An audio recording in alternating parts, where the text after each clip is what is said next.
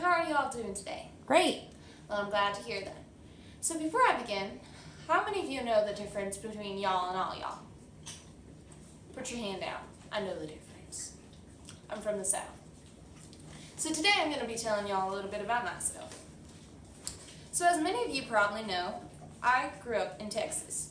But what many of you don't know is I was born on a beautiful fall day in Harrisonburg, Virginia. I didn't live there for too long. In fact, I was only there for 2 months. That's why I'm saying I'm from Texas. I was born tall. I don't know why and I don't know how. It just happened.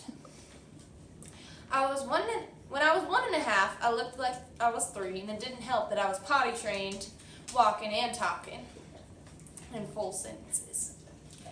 One time a woman walked up to me thinking I was older and asked me how old I was.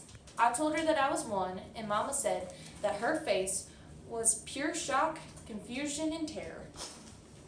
I could fully swim by the time I was 2, so when I turned 3, I figured it was about time I knew how to paddleboard by myself. If you know anything about where I lived in the South, then you know that doing this was really dangerous for many reasons. Besides the prospect of falling off into snakes-infested waters, the biggest danger were the alligators. I swam and paddleboarded in the same water as them at the same time. Apparently, I was fearless. I learned how to drive a golf cart at 5 and was driving alone by the time I was 8. I only crashed once. It's a long story. There were no casualties, though. As I got older, my dad got a job in Montana. This meant we had to stay in Texas and sell the house while Daddy was up north with the Grizzlies. When it was time to say goodbye, there was a massive party. Even the alligators looked like they were crying. Big alligator tears. I said goodbye to my 3 girlfriends and my 13 boyfriends and packed my bags, bought a sweater, and moved to the North Pole. Once we arrived in Montana, I was put in private school where I skipped a grade.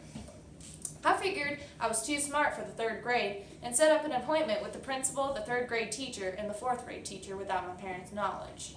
The principal said he ain't never seen nothing like that and I might as well go up a grade. I did, and I was much happier in the 4th grade class, but it was nothing like being homeschooled. Now I'm back where I belong, being taught in my own house. I visit Texas now and then, but Montana is also my home. In conclusion, I hope y'all have learned a little more about me and enjoyed hearing about my life. Thanks for listening, and have a nice day.